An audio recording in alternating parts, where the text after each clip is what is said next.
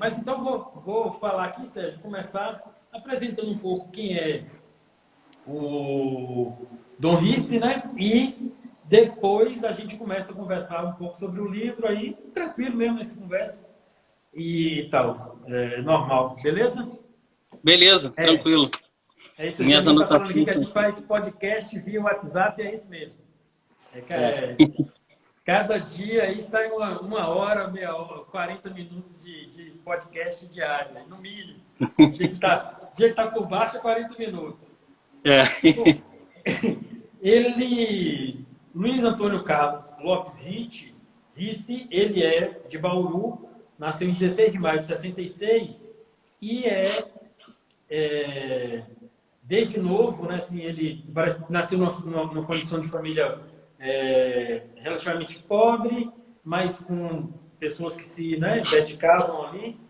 E trabalhou com 14 anos de idade, ele trabalhou vendendo sapato, pelo que eu vi aqui, numa loja. E eu trabalhei também quando era bem novo. Trabalhei no escritório de imobiliário, eu também me identifiquei com essa situação. E ele entrou em Bauru no seminário, virou padre, né? Depois fez mestrado e doutorado em teologia em Roma, na Lateranense, que é a Universidade de Roma, se não me engano, ligada aos franciscanos, eu acho. E tem o seu pós-doutorado em bioética pelo Centro Universitário São Camilo, que é de São Paulo. E aqui é que está o negócio.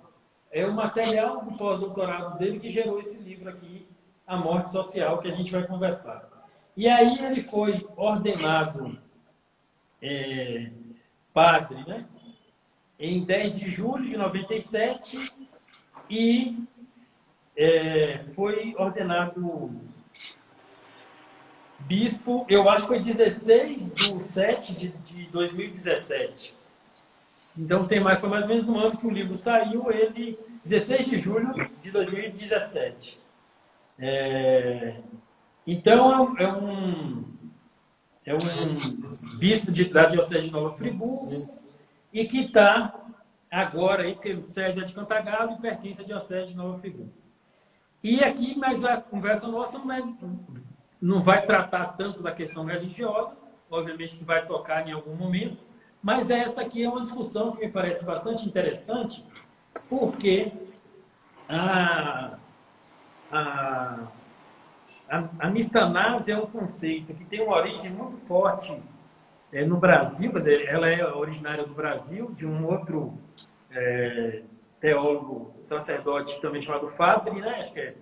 E o Dom Luiz Ricci, ele vai tratar muito digamos assim, como é que se pode dizer, dessa novidade para a bioética que é a contribuição brasileira a essa discussão, né? E aqui é interessante porque muitas vezes eu acho, e por isso que eu quis fazer essa live, que as pessoas ficam muito falando de bioética, mas muito com definições que me parecem definições muito simplistas sobre a questão e não tem um acompanhamento da discussão da bioética do ponto de vista tanto acadêmico quanto do debate atual. E esse livro ele é muito bom por isso, né? Porque ele traz a discussão de bioética para a atualidade. Então, muita gente que fala de bioética, fica sabendo de bioética com uma definição simples, percebe nesse livro que a bioética ela é muito mais ampla do que essa definição que nós temos. Então, e aí a questão social entra fortemente. Por isso que esse debate ele é muito interessante nesse tema. Então, eu queria começar falando sobre o livro, muito com base em duas coisas. Uma que uma palavra que me parece muito presente, duas palavras, na verdade, que é egoísmo e compaixão. E isso me parece que me marcou muito, né? Como essa noção de egoísmo e compaixão.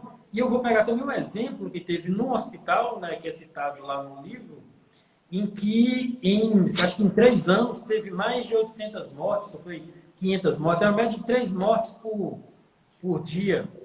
E muitos porque não eram internados. E havia, digamos assim, uma recusa em internar pessoas, né?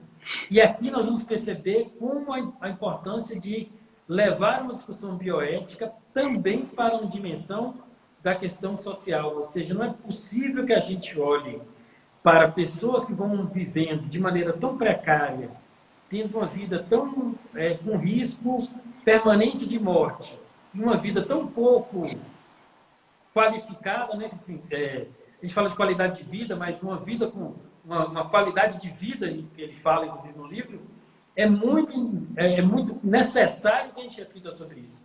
E pense que a bioética, ela é também as discussões sobre interrupção da vida nascente, interrupção da vida que mais idosa, né? Eutanásia, aborto, essas coisas todas, mas também tem uma dimensão social fundamental que é preciso prestar atenção. Então, Sérgio, para você começar a falar e, inclusive, cumprimentar o pessoal, que eu estou falando igual doido e não deixei você falar quase nada, comece aí por isso aí que me chamou a atenção.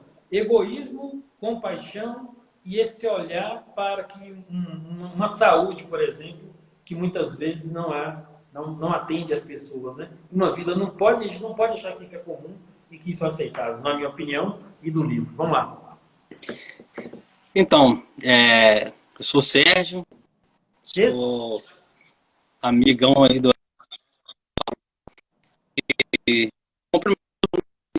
Tá travando. Você começou a falar escutando, assistindo a gente.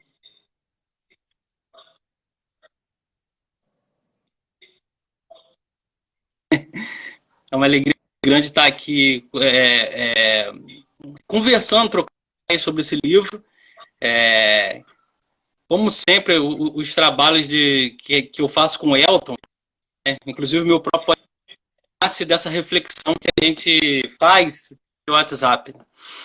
Graças a Deus a gente tem a oportunidade de usar as redes sociais aí de uma maneira criativa e útil, para dizer assim. E esse livro, ele me chamou a atenção logo assim que o Dom Ritchie foi enviado para cá, para Friburgo. Eu logo tive a oportunidade de comprar esse livro. Comprei por PDF, não, é e-book, né? Li no meu Kindle e agora reli. E esse livro me chamou muita atenção, porque ele já fazia parte de de um incômodo que eu já trazia junto comigo, que tem a ver com isso aí que o Elton falou. Não é uma discussão meramente bioética, ela é trazida para o nosso dia a dia, porque a gente vê realmente, e Dom Ritchie fala nesse livro, que ele quer, e os autores que ele estudou o levaram a refletir assim, ele quer trazer a bioética, deslocar a bioética, para que a bioética não fique só na bioética de fronteira, que é essa bioética que o Elton falou aí, né, que examina os limites da vida, que reflete sobre eutanásia, distanásia e aborto e células-tronco, que são reflexões importantíssimas. Inclusive, o autor fala isso no livro, que deslocar o foco, para que o foco não fique só na bioética de fronteira, mas traga a bioética para o cotidiano, não quer dizer desprezar a bioética de fronteira, mas alargar os horizontes, né? Integrar a defesa da vida, vamos dizer assim, em todas as suas dimensões. Então, o que me chamou muita atenção nesse livro foi justamente essa questão da compaixão, essa questão também de se colocar no lugar do outro, e da contribuição da reflexão que o autor faz lá, a contribuição da reflexão latino-americana, da reflexão da bioética brasileira, que traz esse olhar cotidiano justamente nesse sentido. A gente tem que refletir bioeticamente, e aí o Dom Ritchie também fala isso lá, né, transformar a bioética em adjetivo. A gente precisa nós precisamos ser pessoas bioéticas para que a gente observe situações dessas, como o Elton falou aí do hospital, e a gente não pode simplesmente ficar indiferente a isso. Então, isso é trazer um olhar bioético para o cotidiano. Porque, de acordo com o Norris, a bioética ficava muito estagnada nessa bioética de fronteira. Então, quando a gente ouve falar em bioética, na cabeça das pessoas, normalmente acontece isso. A pessoa vai pensar, pô, bioética é transhumanismo, bioética é aborto, mas não consegue enxergar uma reflexão bioética a partir do seu cotidiano, a partir das coisas que a gente vê no dia a dia. Cotidiano por quê? Porque a gente, se hoje precisar ficar internado no hospital público, provavelmente você vai fazer uma reflexão bioética a partir da realidade que salta diante dos seus olhos. Então, aí entra a questão da bioética, que houve até uma discussão essa semana, da necessidade da interdisciplinariedade da bioética. A bioética precisa dialogar com os outros campos do saber para chegar no dia a dia. Porque se a bioética fica só na bioética de fronteira, muitas vezes a gente fica refletindo sobre coisas que para nós são abstratas, né? Porque, por exemplo, vou ficar refletindo sobre a eutanásia. É uma reflexão importantíssima, inclusive uma reflexão moral importantíssima. Mas talvez essa reflexão seja mais importante na Holanda do que no Brasil. Talvez a reflexão bioética no Brasil seja mais importante trazendo para dentro dos nossos hospitais, do nosso cotidiano, do que a gente ficar a vida toda discutindo sobre bioética ou o transhumanismo, que são reflexões importantíssimas, mas não são definitivamente reflexões do cotidiano para nós. Então isso foi o que me chamou mais a atenção, Elton, porque é uma reflexão atualíssima que esse livro traz. Inclusive é isso, né? Ao falar de mistanásia, da questão social, de trazer isso, jogar luz sobre isso, sobre a importância de pensar numa bioética que leve em consideração a realidade social, né? Você também não perde de vista as outras questões. Quer dizer, você não vai falar não quer dizer que você não vai falar de eutanásia nunca, se for o caso, entende? Mas você precisa perceber que é necessário também ter esse olhar. Por isso que enriquece. O que eu achei mais curioso primeiro, é a atualidade. Você vê que é um trabalho que é feito com discussão, né, da atualidade dos últimos eventos acadêmicos e internacionais sobre bioética. E segundo, porque ele não diminui, ele amplia a visão da bioética. E aqui eu penso, por exemplo, nesse exemplo do hospital, retomando um pouco a ele, quem está querendo saber o que é a definição de mistanásia, a gente vai falar daqui a pouco, é só para dar o gosto do suspense aí, né?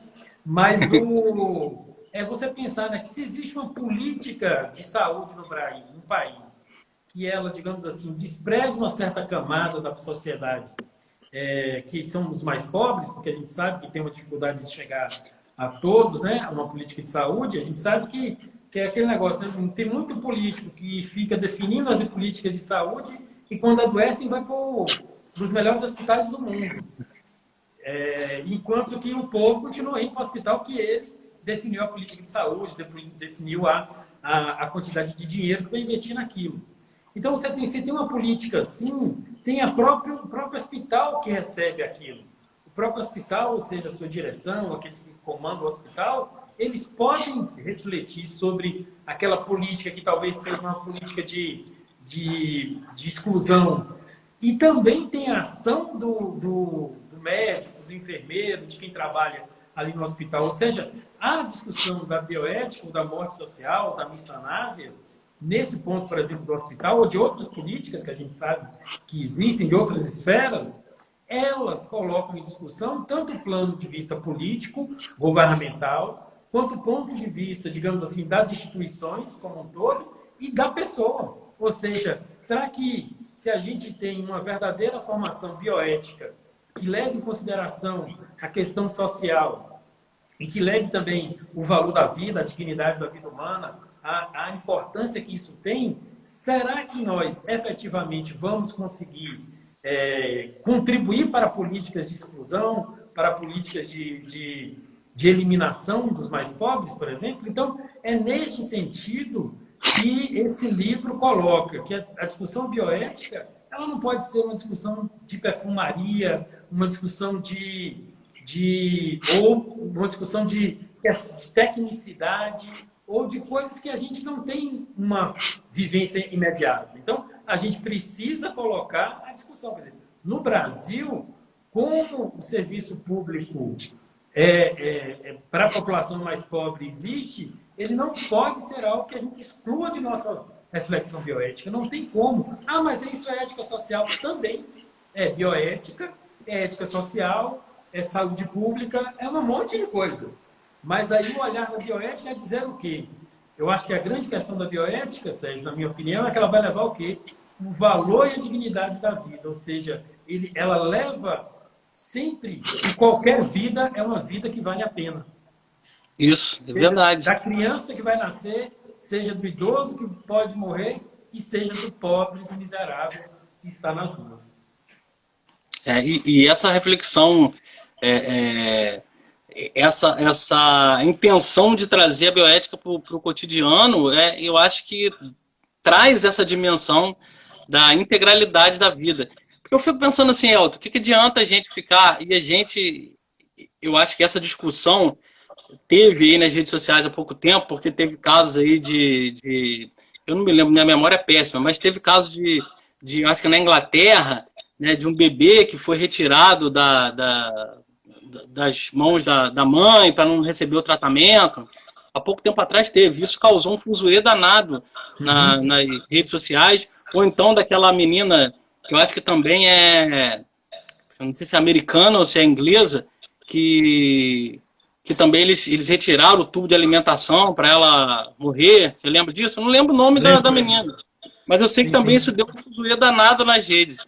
Então, assim, é uma reflexão que é feita e muitas vezes é feita de maneira superficial, né? Mais ideológica, superficial, quando, na verdade, debaixo dos nossos olhos estão acontecendo situações parecidíssimas, né? De cunho social, que dependem da gente estar consciente disso, né? Porque isso é bioética, mas é uma bioética que precisa envolver política, que precisa envolver direito, porque senão vira simplesmente especulação. E tem uma parte no livro que o Dom Risse faz uma citação do polêmico Paulo Freire, que Paulo Freire fala assim, a gente especula para transformar, a gente não especula para especular, né? A especulação, a reflexão, ela precisa ser transformada em ação. Aí a gente vai voltar lá para o Thomas Merton, que gostava sempre da contemplação e ação, né? Porque a reflexão faz parte da contemplação, mas ela precisa desembocar na ação. E aí o que você falou é muito interessante, porque a bioética passa pela política, passa pelas instituições e passa pelo nível pessoal. Porque não adianta, por exemplo, o governo gerar subsídios, o hospital ser top de linha e lá na ponta o enfermeiro ou o médico não ter essa consciência, né? Por isso que as pessoas falam tanto hoje de tratamento humanizado. O que é tratamento humanizado? Tratamento humanizado, às vezes eu fico pensando assim, é até vergonhoso a gente falar de tratamento humanizado, porque isso devia ser normal, né? Tratamento humanizado. Pô, você vai tratar de que maneira uma pessoa que chega ali, dependendo do seu atendimento, para, de repente, ter a vida dela salva, né? Você vai tratar de que maneira não ser de maneira humana. Então, tratamento humanizado, nada que virou moda, né? Agora tem coach de atendimento humanizado para lá e para cá, né? Mas o tratamento humanizado nada mais é do que você trazer a bioética, trazer a reflexão bioética para o seu dia a dia. E aí volta a questão do que o Risse fala lá, né? Transformar a bioética em adjetivo. A nossa sociedade é uma sociedade bioética. Eu sou uma pessoa bioética. E aí eu estou trazendo especialmente para as pessoas que trabalham na área de saúde, porque são pessoas da área, e isso é muito, muito, muito, muito interessante. Então, assim, não adianta eu ficar preocupado com os velhinhos que estão morrendo por conta da eutanásia lá na Holanda, quando aqui, vamos dizer, agora na época da pandemia aí, tem rolado uma mentalidade de muita gente que quer a imunização de rebanho a custo da morte de quem? especialmente dos mais idosos. Então não adianta, cara, a gente ficar... claro, a preocupação com a vida humana passa por todas as instâncias. Claro que eu tenho que ficar preocupado com o drama dos velhinhos da Holanda. Mas eu não posso ficar preocupado com os velhinhos da Holanda quando aqui do meu lado existe uma mentalidade de vamos esperar a imunização de rebanho, porque quem vai se ferrar no final das contas são os pobres, que não têm dinheiro para estar no hospital, para ter um atendimento digno, e os idosos, que são os diretamente atingidos. Então, quer dizer, aí, ó, olha a reflexão bioética, como é que ela é atual nesse momento dramático que a gente está vivendo. Pois é. E aí é que está, né, Sérgio? Não é que a gente não vá fazer as discussões sobre aborto, eutanásia, ortoeutanásia ou qualquer outra coisa que está envolvida, né? Ou o desenvolvimento tecnológico, clonagem. Não, isso tudo tem que estar no nosso espectro. Mas, evidentemente, se nós não colocamos a situação dos pobres e vulneráveis e o acesso à saúde no exemplo, mas outros tantos, né? Falta de acessos que nós temos, nós faríamos uma bioética pela metade, uma bioética que não tem verdadeiramente o alcance que a palavra bioética mesmo pretende ter e pretende dar, né? Ou seja, se a gente está pensando uma vida e que ela tenha se tem um olhar ético sobre ela, a gente precisa olhar a vida na integralidade, né? Não é restringir vida, diminuir vida, mas sim aumentar, fazer gerar vida, né? Proporcionar mais vida. E aqui, Sérgio, eu vi agora há pouco, boa tarde, Patrícia. Eu vi agora há pouco uma notícia, né, que eu não tive como desenvolver a investigação sobre ela, mas que os Estados Unidos comprou todas as vacinas que a Pfizer, uma coisa assim o nome, vai fazer. São 100 milhões de vacinas, eles pagaram 2 bilhões de dólares e já comprou todas essas vacinas. Então, se a gente imaginar, né, quer dizer, como o poder econômico, aqui eu estou colocando os Estados Unidos e a gente, porque o que significa isso? A demora que a gente vai ter para ter acesso à vacina vai estar primeiro com os ricos que compram. Ou seja, os países ricos vão comprar e vai ter uma dificuldade de acesso para chegar a gente depois. Então, eles vão ter que produzir, sei lá, 100 milhões para a primeira 100 milhões e poder vir para o Brasil.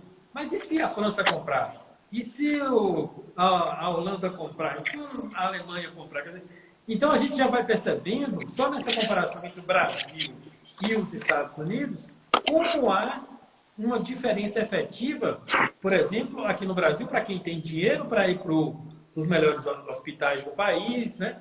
Para quem tem dinheiro para ir para o melhor hospital de sua cidade, para quem tem plano de saúde, todas as dificuldades que o plano de saúde tem, para quem só tem o SUS, e ainda bem que existe o SUS, mas assim, a dificuldade de acesso que a gente não pode estar à revelia disso, né? Então, se você imagine que, por exemplo, quando chegar uma vacina no Brasil, quantas pessoas poderão comprar uma vacina? Quer dizer, o teste de Covid, né, se eu não me engano, custa em média R$300, 200, 300, 350.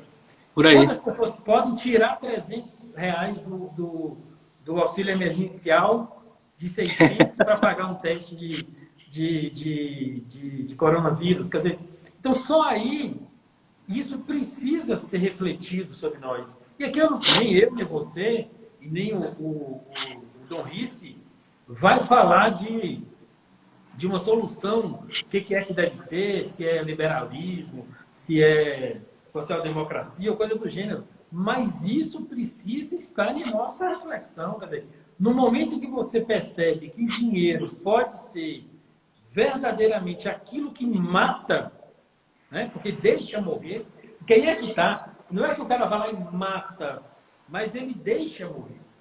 E isso é uma coisa, ou vive de maneira precária. E nós não estamos falando aqui o cara que quer viver de maneira precária, por uma série de motivos, mas é que ele é obrigado a viver de uma maneira precária.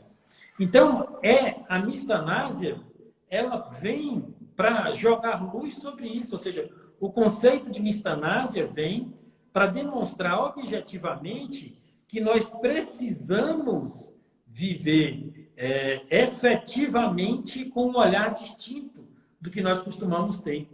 Porque muitas vezes nós esquecemos, aqui no Brasil, a maioria de nós da classe média, às vezes esquece que existem pessoas,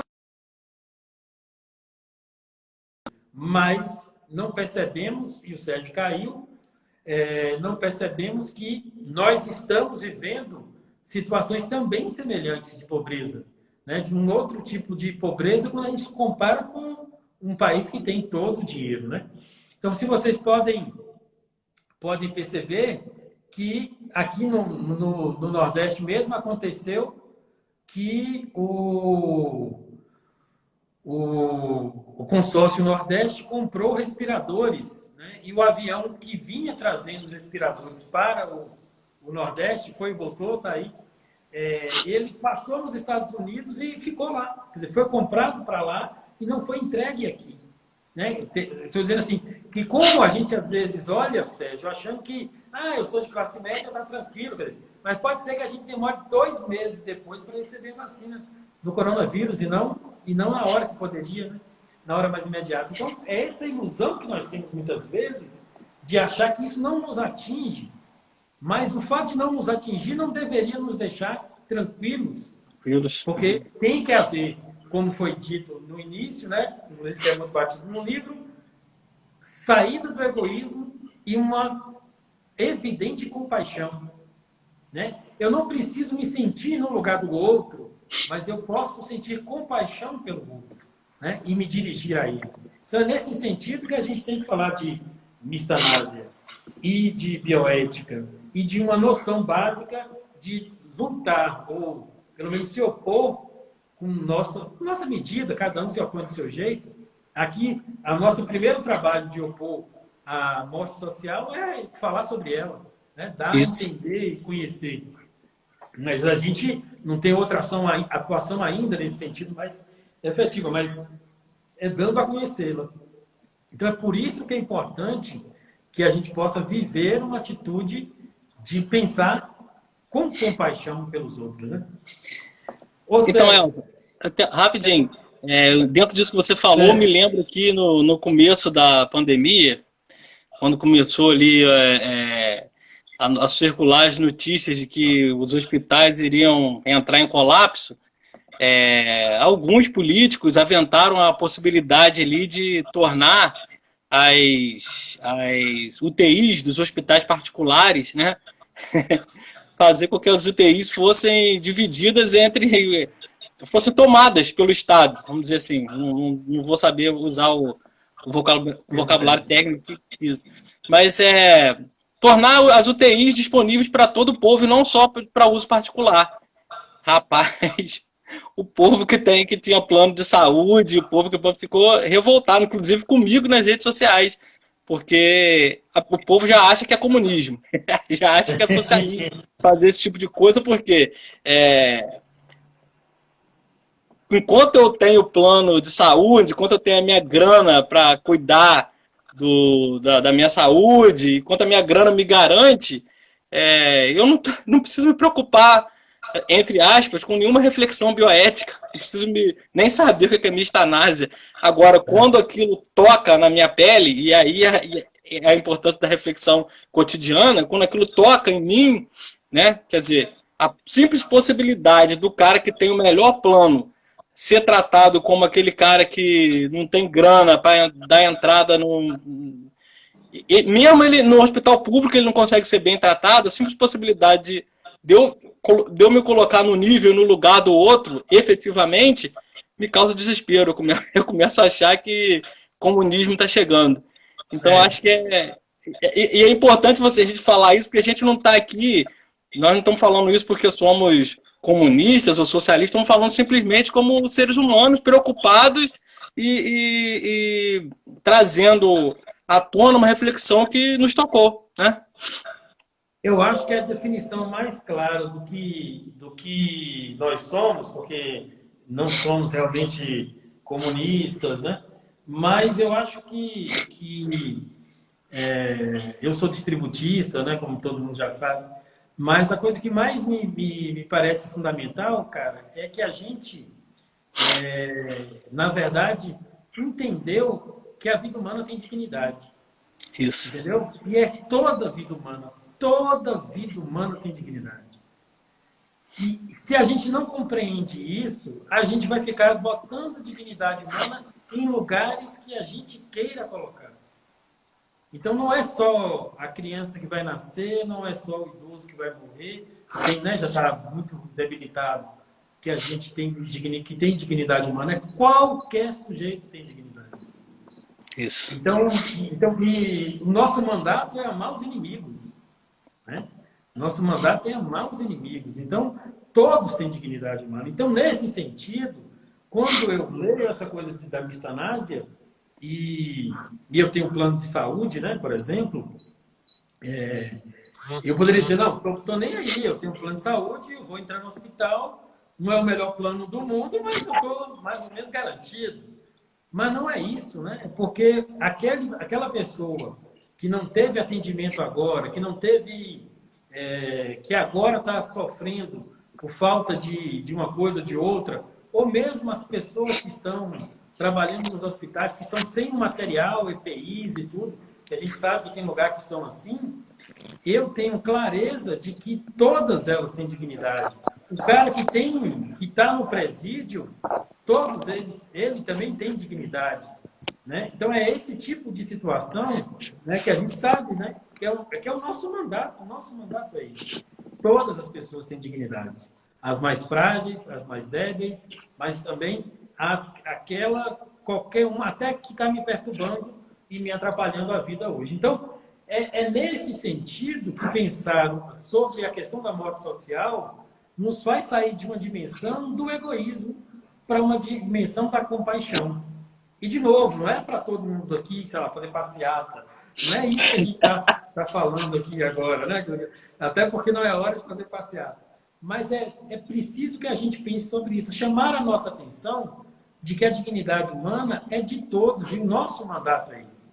Nós recebemos um mandato de dignidade humana total, não foi para alguns. Não é só para determinados momentos da vida. Inclusive porque se uma pessoa nasce, né, se conseguimos com que ela possa nascer, todos têm esse direito de nascer, ela precisa, seria bom que ela tivesse condições de viver sem precisar cair em outras coisas muito ruins, quer dizer, uma situação precária de saúde, uma situação talvez de criminalidade, que leva a criminalidade, a prostituição. Quer dizer, se a gente não tem preocupação com isso, que tipo de bioética nós estamos falando, né? Então, de novo, não é que a gente vai fazer passeata, mas é preciso refletir sobre isso. E esse livro, ele tem esta vantagem, ou seja, ele traz à tona uma discussão e que aqui é marcada, neste livro, pelo menos é marcada com clareza, que a vida nascente, a vida morrente, né, elas todas têm que ser protegidas. Não é só uma e outra, e também não é só a vida nascente e morrente que precisa ser protegida. Né? A vida vivente precisa ser protegida. É interessante, eu vou falar aqui, dar uma intervenção aqui, eu acho que a gente, como acho que não falta muito tempo aí, eu acho que a gente precisa falar sobre a definição do termo mistanásia. Eu acho melhor você falar, porque você é o acadêmico, eu sou só um... Eu começo e você continua. Mas o que eu queria falar... Fala. Não, o que eu queria falar é o seguinte, Elton, é que muitas vezes chega na época de eleição, aí eu vou tocar num assunto que é meio espinhoso, mas vou tocar. A gente vê políticos que dizem, eu sou cristão, eu sou pró-vida. Então, aí usam justamente os argumentos da bioética de fronteira. Né? Eu sou pró-vida porque eu sou contra o aborto, que eu sou contra a eutanásia, que eu sou contra não sei o quê, né? Graças a Deus que você é isso. Mas eu queria saber também se você, na sua atuação, qual seria a sua atuação em termos sociais. Porque o que a gente está discutindo aqui definitivamente bota no radar do político para que ele seja um político de fato pró-vida e de fato um político bioético, ele precisa ter preocupações sociais.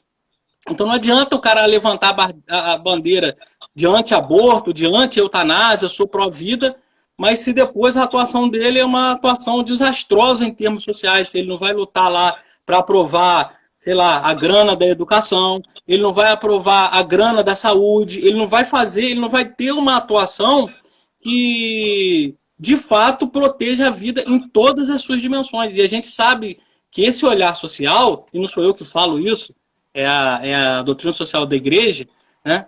Que esse olhar social é essencial para a proteção da vida.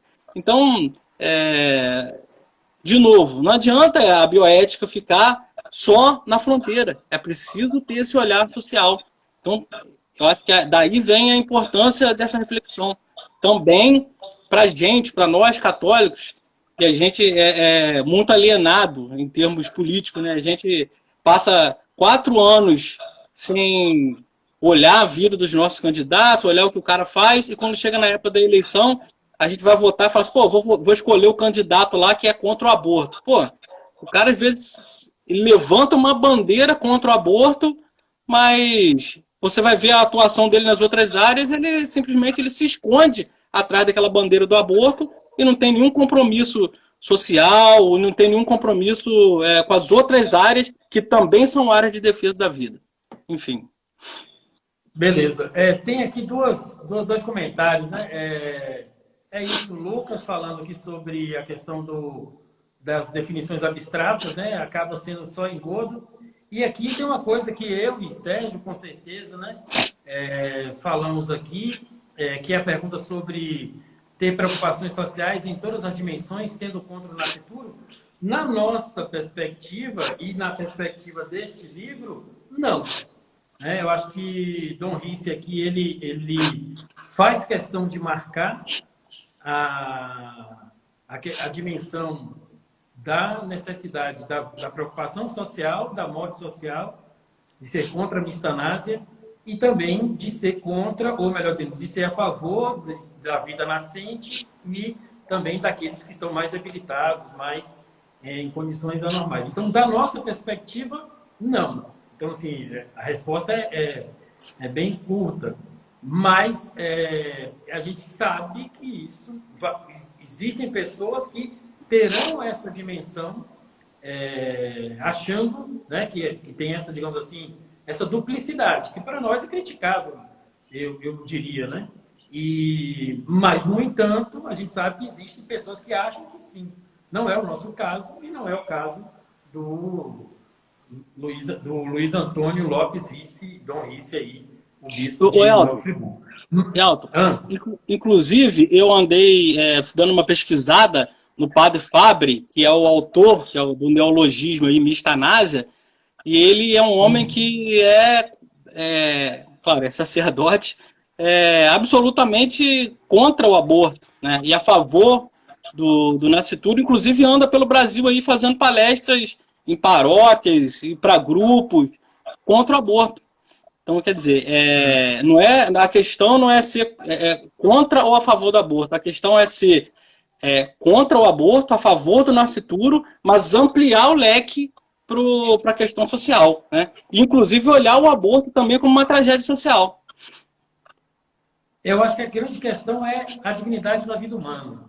Uhum. Se você não tem a noção da dignidade da vida humana, você fica repartindo a vida humana em compartimentos. Uhum. Então, é isso, né? A dignidade do nascituro, a dignidade das pessoas que estão em situações de descarte, né, como idoso, ou pessoas que estão em questão de saúde, estado vegetativo e tudo, todos têm dignidade humana. Então, é isso, né? Eu acho que tem gente que pode discordar de nós, mas nesse espectro aqui, Padre Carlos, né? É isso aí. Eu acho que, inclusive, o senhor vai acabar, né, percebendo que nossa conversa aqui está no mesmo diapasão, né? Quer dizer, dignidade humana e de qualquer pessoa em qualquer fase.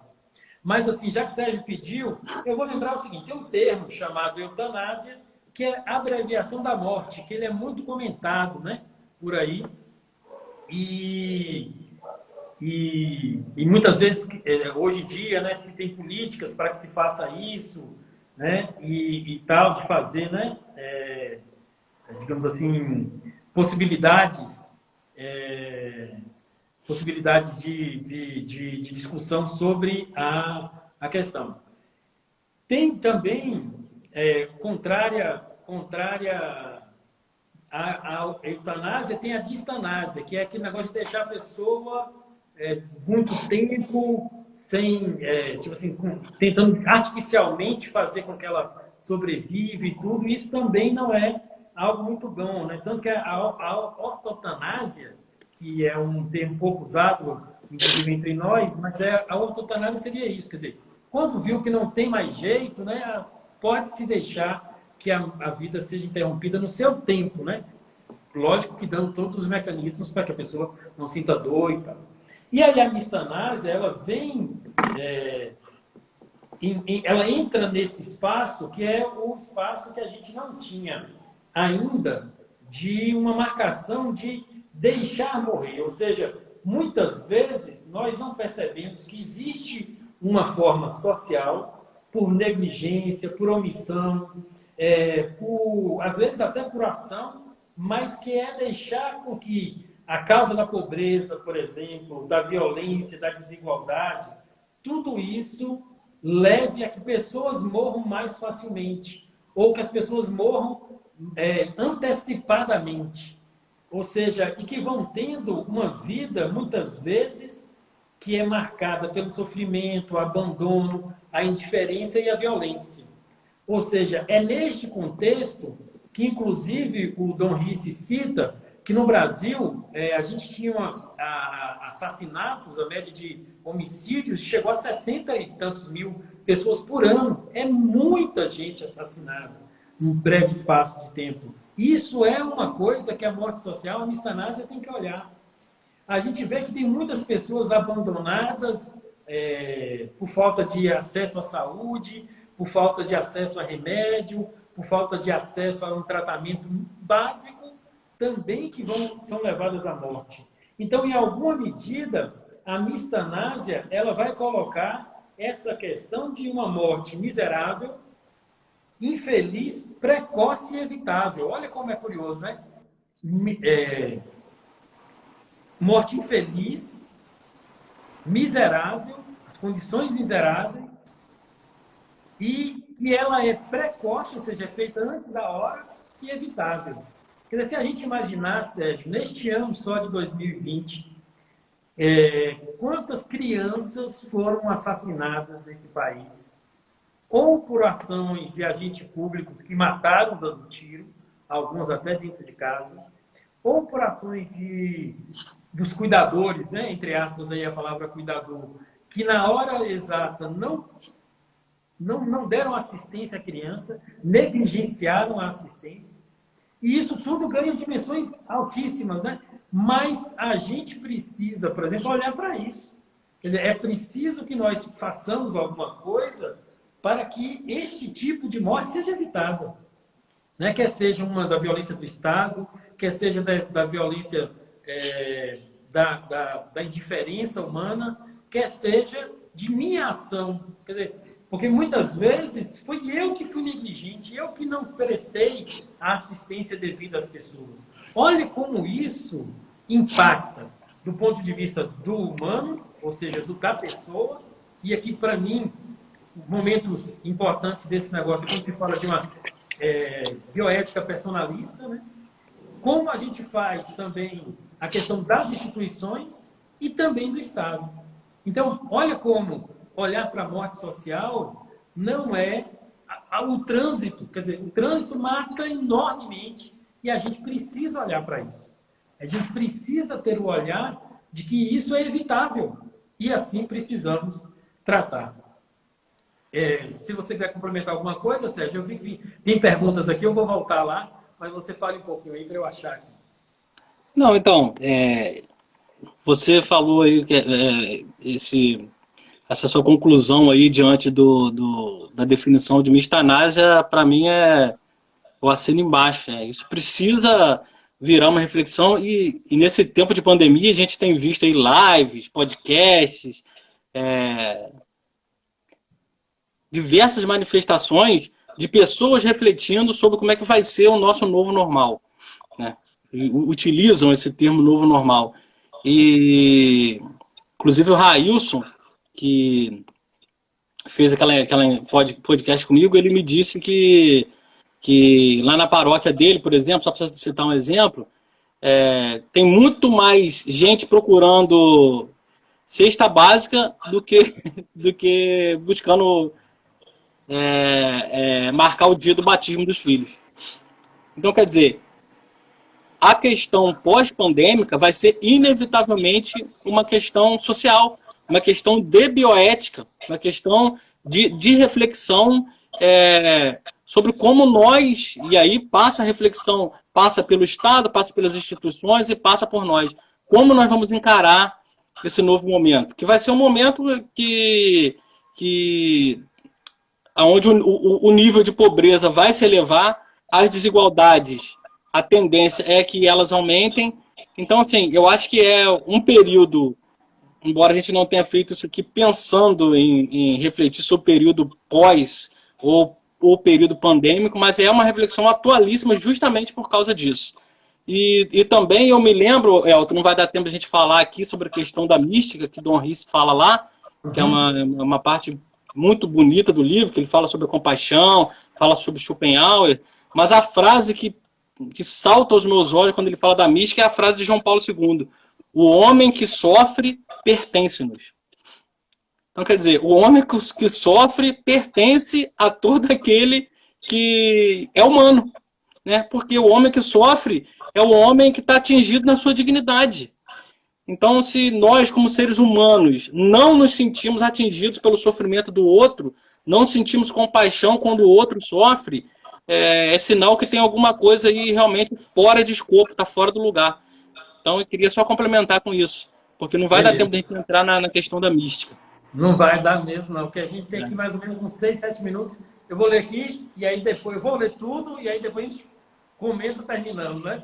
Fechando. Então, o Lucas aqui coloca, né? Eu tenho a sensação de que o comum é estar alheio a essa ideia de que há dignidade intrínseca do ser humano. Tanto que qualquer crítica às desumanidades capitalistas é taxada de comunismo. É como se preocupasse com o bem-estar humano fosse algo próprio de comunistas. Aqui nós costumamos bater em comunismo e no capitalismo, né? O eutanásia, obrigado, Rodrigo. Aí Bruno aqui fala, é muito importante esse posicionamento em uma graduação. A maioria dos professores são esquerdistas e favoráveis às questões sociais, mas em contradição à dignidade humana, apoiam o aborto. Eu acho que a gente tem que botar sempre isso. Nosso olhar não é somente para uma coisa. Nosso olhar é a dignidade do humano, de qualquer humano. Ladrão, estuprador, assassino, todo humano. Infelizmente, é duro até dizer, mas assim, a ação melhor é o perdão àquele que matou seu filho, como a gente vê de vez em quando algumas mães fazem isso, né? Então a live vai estar salva tanto aqui no IGTV quanto no YouTube, vai estar no meu canal lá no YouTube. Obrigado aí. Obrigado, Lucas, Thiago, pelos elogios. Repetir, por favor, a definição maravilhosa de eutanásia. E Ângela. E aí, acho que o Henrique está falando pela Ângela, né? O homem que sofre pertence-nos aí, ó. Essa Ângela Araújo aí, eu acho que eu conheço, viu, Sérgio? Henrique é meu afilhado, ela deve estar pelo Instagram dele, que ela não conseguiu aprender a usar o Instagram ainda e eu não pude ir lá na casa dela ensinar. Por causa da pandemia, né? Isso. A mistanásia, a definição assim, mais direta é morte social precoce e evitável. Assim, né? O grande lance é isso, é que poderia ser evitável. Às vezes a pessoa precisa somente de um exame a mais, de uma questão a mais. É bem mais simples do que... Ou precisa de que a gente estabeleça uma educação no trânsito melhor, que a gente tenha uma mais disseminação da virtude da mansidão, para que as pessoas não se matem em briga de trânsito. Né? Então, são coisas assim, né? São ações assim que talvez consigam contribuir para evitar essa morte evitável. que é a morte social, que atinge muito mais fortemente os pobres, mas, obviamente, que atinge muito a todos nós, né? Que vivemos num planeta e num país que tem tanto índice de morte, de pessoas por conta de sua situação de pouco dinheiro e por pessoas por sua situação, talvez, de estresse, né? Que aí no trânsito sai matando, né? Ou da violência que a gente tem cotidianamente, tanto assassinatos, por exemplo. Tudo isso não está fora da nossa necessidade de reflexão. Tudo isso não está diante de nossa possibilidade de pensar em que o homem é algo que vale a pena. É algo que tem uma dignidade necessariamente que devemos prestar atenção. E por isso precisamos olhar isso. Como fazemos aqui a defesa da vida, né, Sérgio, é isso. Já tem histórico disso. Mas nós também queremos todas as vidas. Todas as vidas nos interessam. Não são algumas vidas que nos interessam. Sérgio, eu queria... Obrigado aí, Ângela e Henrique, pela participação aí. E eu queria agora, assim, para a gente começar o fechamento, né? Porque, se eu não me engano, aqui só faltam uns 3 minutos, aí você começa aí a falar aí o que eu não falei, que vai ser a melhor parte, e vamos começar para encerrar, assim, né? Não vai encerrar logo, mas a gente começa para encerrar. Então, o Elton, eu acho que uma das partes que eu mais gostei do livro foi a parte da mística, né? Para variar, eu gosto da parte que fala da mística. Justamente por causa disso, né? Porque o Dom Rice fala de uma mística humanística, né? Que transcende, inclusive, a denominação religiosa. E eu acho isso muito interessante, porque isso é muito necessário para que a gente possa manter o diálogo, porque isso não é uma coisa só de cristãos, é uma coisa humana. Então eu tenho muito interesse nisso aí, e eu falo, eu indico para o pessoal, que o pessoal compre o livro, leia, e é um livro baratinho, inclusive a Paulus vendeu ele a R$1 agora há pouco tempo, e abra a cabeça também para esse tipo de reflexão, que eu acho que falta muito nos nossos ambientes católicos, nos nossos ambientes cristãos. Isso não é comunismo, nós não somos comunistas, justamente a gente está fazendo essa live para sair um pouquinho da clave da esquerda, direita. Nós não tem nada a ver com isso aqui, nós estamos refletindo simplesmente sobre a dignidade do ser humano. Então é isso. Beleza, obrigado, Sérgio. É sempre bom conversar contigo. Isso a gente prova todo dia, né? Conversamos todo dia. E o livro é pela Paulus, foi editado pela Paulus. E eu vou botar o link dele no YouTube para quem quiser comprar e procurar, né? Agradeço mais uma vez. Acho que a gente precisa fazer justamente isso. De mostrar que a gente não está fechado em caixinhas e que ao abraçarmos, né, aquilo que é o sentido de nossa existência, nós estamos abertos para toda a vida humana, e isso é fundamental para que a gente possa viver aquilo que nos foi pedido, né, aquilo que nos é solicitado. Então, mais uma vez, obrigado, Sérgio, um abraço aí, 18 segundos para fechar. Tchau. Eu te agradeço também. Um grande abraço, Renato. Até a próxima. Até a próxima. Falou.